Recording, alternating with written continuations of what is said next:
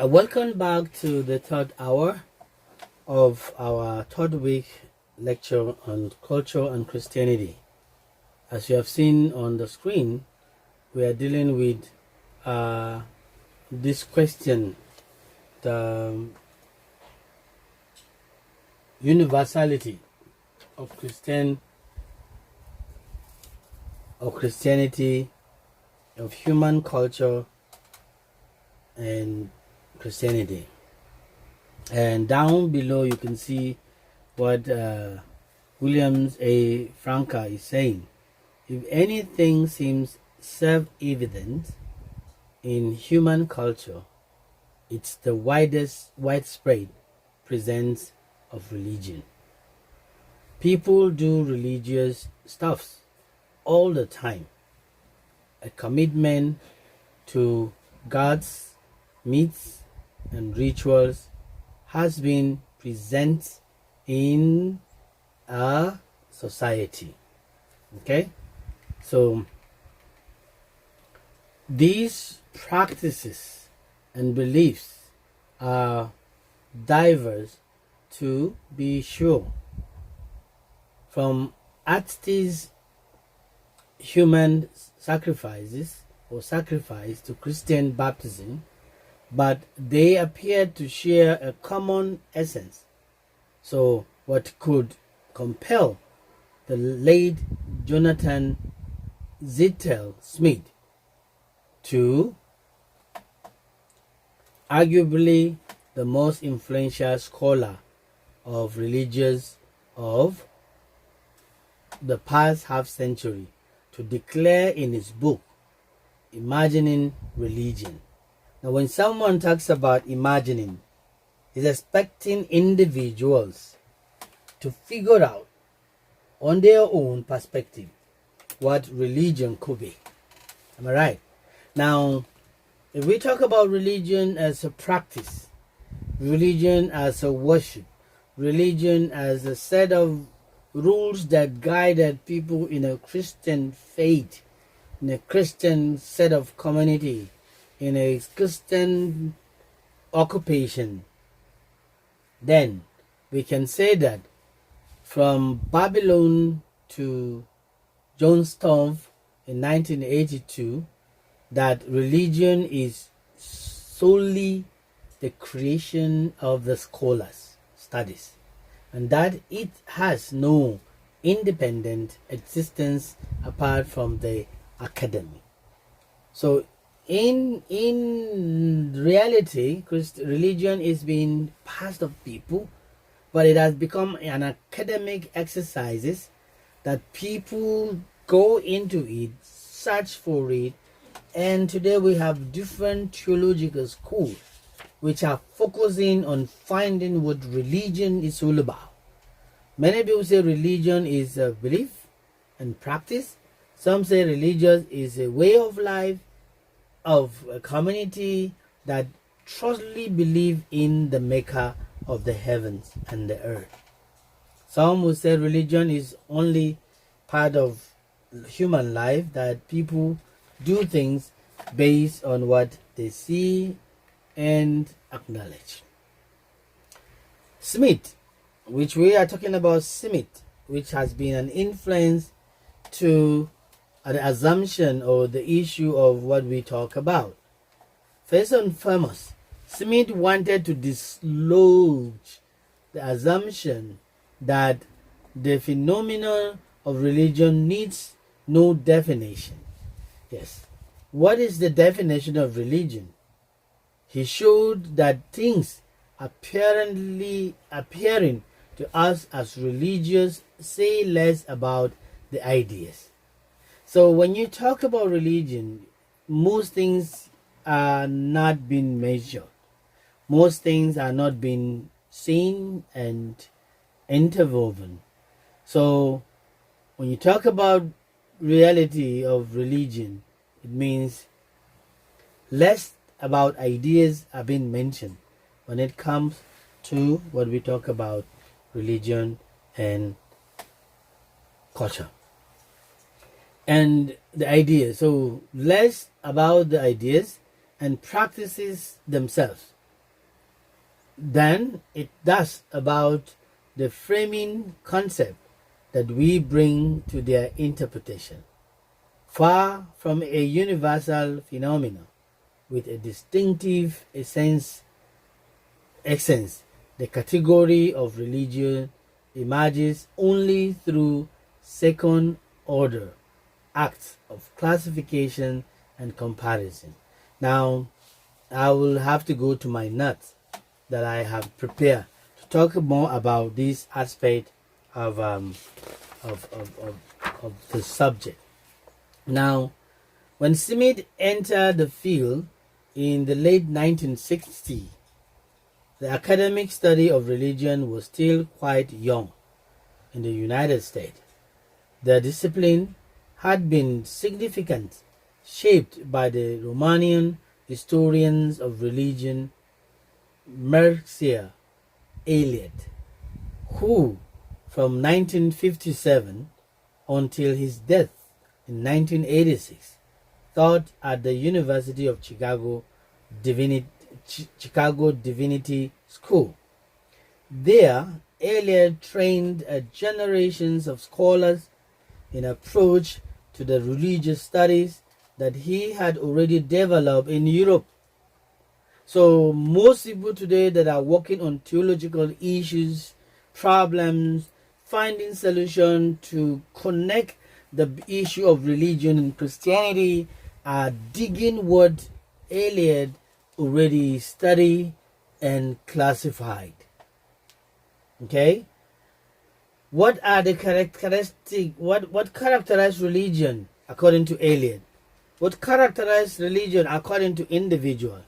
Every individual can categorize religion based on their own mindset of what they understood religion as.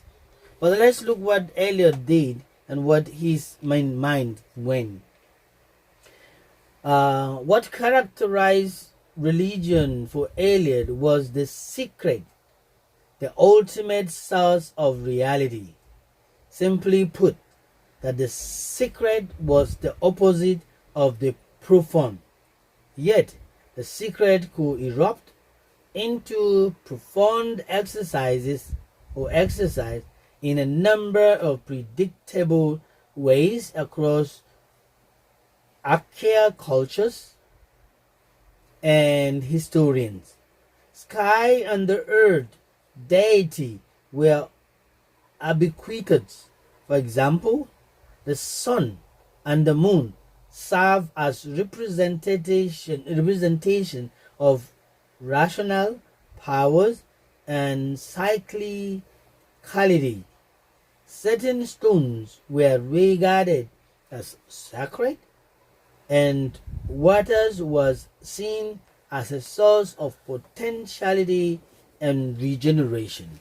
So when people, even in the story, in the Bible story, the people, children of Israel, were asked to put the stone, like 12 stones, to remember their 12 tribe, and also to be able to have a story to tell to the people. So you can see that it was a continual process that was established by the creation, where creation has become the first culture in which we can look up to. And God gave the culture in a positive way to influence individuals as we continue to react and associate with one another in faith. Eliade, like I said, also developed the concept of a sacred time and sacred space. Now, everyone will believe that practices are important when it comes to the reality of things. When you say this and you are not practicalizing it, it's also a different thing. But we need to understand what it takes to be able to build out the relationship of it. Okay? In life, in tune with what we do, relate the religion, the practice of religion, create the concept that which bring their interpretation into a sense of form and reality. According to Eliot, Ackerman, or Homo religiosus, which is the main word, also told story of what the gods did in the beginning. The consecrated time through repetitions of these cosmogonic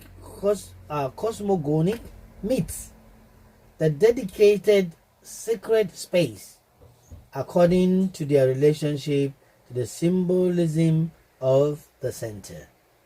These include the sacred mountains or axis mundi, the archetypal point of intersection between the sacred and the performed, but also his holy cities, places, and temple. Now, looking at the reality of culture, you can see that the connection is there. There is relationship between culture and Christianity. It won't be separated. They can work hand to hand and make life better and prosperous and happy when people embrace it. Remember, the source of culture also has been detected from the creation. If God did not create the heavens and earth, did not create man and woman, how could they find the culture? So culture has been part of human being created in the concept of God's initial plan. And that is why culture cannot be far different from Christianity, because there is truth in culture. Culture has to define the personality. Culture has to define the idea of a person. Culture has to define the value of what people see and contend with. And culture has to point out to the fact that these are things which needs to be clarified. Now, the exact myths, rituals, and places were culturally and historically specific, of course, but Eliot saw them as example of a universal pattern of life. Okay, so if these are patterns of life, then we can have it in our concept and be able to multiply whatever it is all about when it comes to the reality. Now,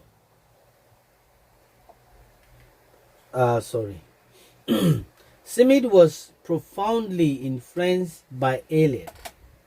As a graduate student, he set out to read nearly every work cited in the bibliographies of Eliot. Magnum Opus, Pattern in Comparative Religious Science in 1958.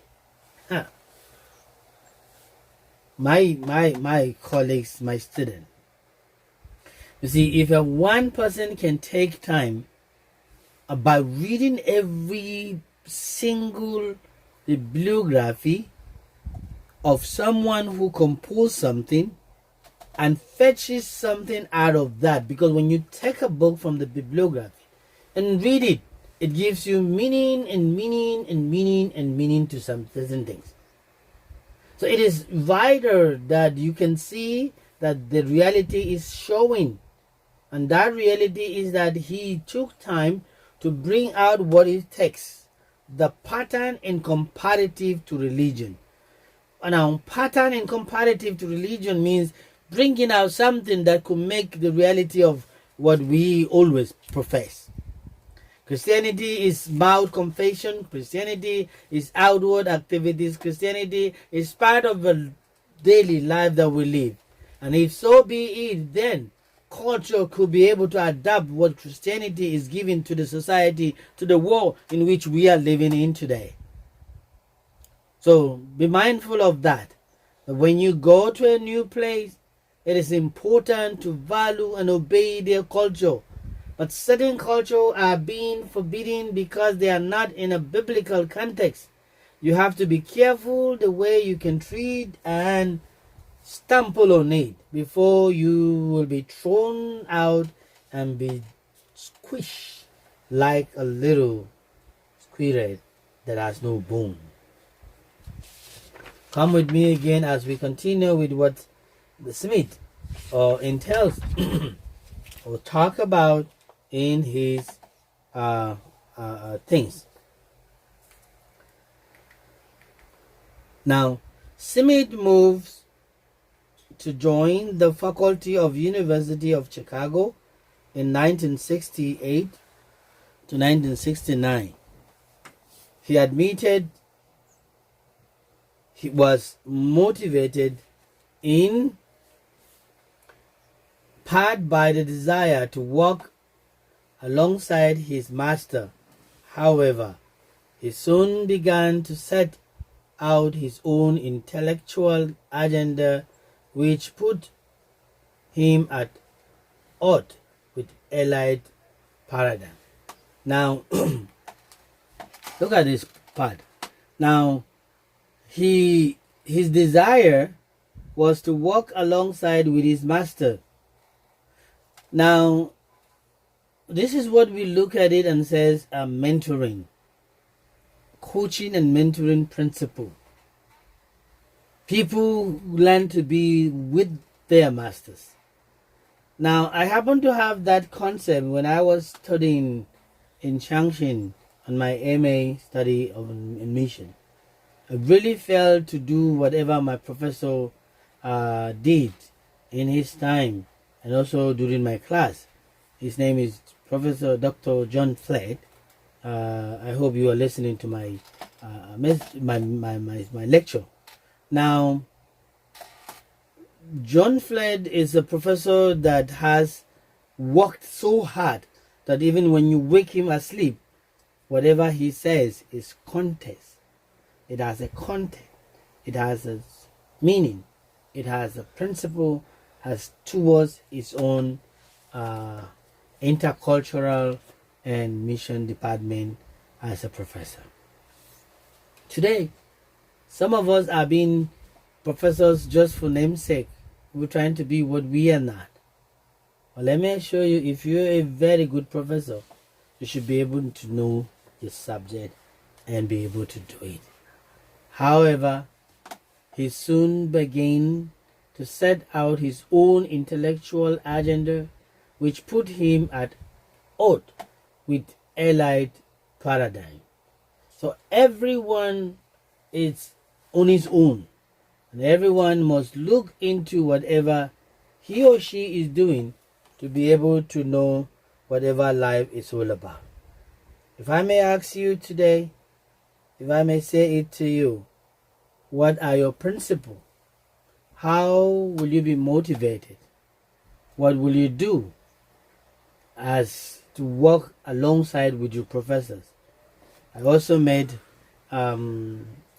Professor Dr. Ko Hon, who was my professor in preaching. I really admire him when he speaks, when he really deals with the Bible. And I'm trying to be specifically into that. So these are things we need to honor and be able to do that. Now, we're going to look at the paradigm shift of Smith and his encouragement.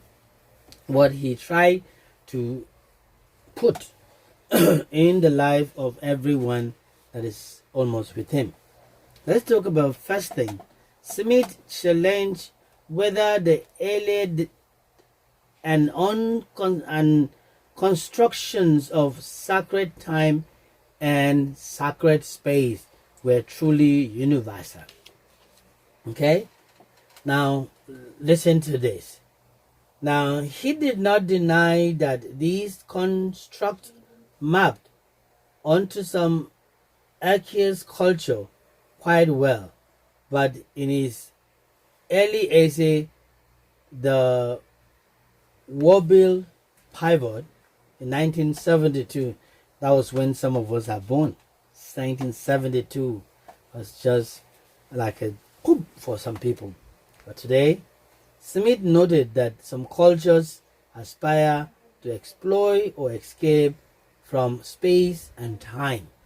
Okay? He continued to say, rather than reverse or reify them, or think of the various schools of Gnosticism that thrived during the first 22 centuries CE, which held that the materials world was the work of a flawed, even malevolent spirit known as the Image, which was inferior to the truth, hidden God. Smith distinguished this utopian, which was inferior to the truth, inferior to the truth, the pattern which seek the sacred outside the prevailing natural and social order, from the locatives, one described by Eliot, which reinforced it, a move that undercut Eliot's universalist vocabulary. That is the first point of what he did. The second point is that Smith introduced a new self-awareness and humility to the study of religion. So, in the essay, Ede Parvo Magnus Assenvos Eritz in 1971. The title are quotations from Ovid, meaning add a little to a little and there will be a great heap. Smith shows how comparison of religion data are laced with political and ideological values. What Smith identifies as right-wing approaches, such as Eliot's strive for organic wholeness and unity. Inward with the longing, he said, that is Eliot, is a commitment to traditional society structure and authority. Left-wing approaches, on the other hand, incline towards analysis and critique, which upset and the established order and make possible alternative visions of society. By situating Eliot's approach to religion on the conservative end of the spectrum, Smith did not necessarily intend to disparage it. Instead, he sought to distinguish these approaches so as to prevent scholars from careless combination or combining them. Okay, that is what he did in order to make it to us. So instead, he sought to distinguish these approaches so as to prevent scholars from careless combining them. Behind Smith's work was the motivating thesis that no theory or method for studying religion can be purely active. Okay, rather the classifying devices we apply to deceive whether something is religious or not always rely on the pre-existence norms. These, okay, the selective, maybe I missed something in the note. Anyway, the selective taxonomy of religious data from across the culture, histories, and societies, Smith argued is therefore a result of scholars' imaginative acts of comparison and generalization, where once we had the self-evident universal phenomenon of religious, all that is experience. Alright? So, we see a vast number of traditions have existed over time that one could conceivably categorize as religion, but in order to decide one way or the other, an observer first has a formulate a definition according to which some tradition can include and others exclude. As Smith wrote in Introduction to Imagining Religion, while there is a staggering amount of data, of phenomena, of human experience and expression that might be categorized in one culture or another by another one creation or another as religious, there is no data for religion. Thank you for being part of this course, even though the last part is so demanding and I'm trying to finish, but when I look at the time, it's fast going. So let me say the last part that I'm supposed to read for you. There might be evidence for various expressions of Hinduism, Judaism, and Christianity, Islam, and so forth, but these become religious only through second order scholarly reflection. The scholar's definitions could even lead her to categorize some things as religious that are not conventionally through a thought of as such. Okay? We talk about while excluding others that are what you call. This is what we are talking about. So we try to differentiate and bring out that really idea when we talk about the Christianity relationship and culture. At the end, I want to say that the students of religious, Smith said, must be self-conscious above all. Indeed, this self-consciousness constitutes his primary expertise, his famous and object of study. We will stop here, and on the fourth week we'll continue with the topic, why is religion so important in culture. We have seen the relationship of religious today. We talk about the religion and Christianity in the Bible and the history, and also seeing the relationship and what it has meant. So next week, God's willing, we'll continue there, and I bet you will get to enjoy. The class just begin, and the fun part is far coming. Stay tuned and be with us for next week. Thank you so much. God bless you and have a wonderful week. Be safe from this pandemic, and I will see you next week. Bye bye.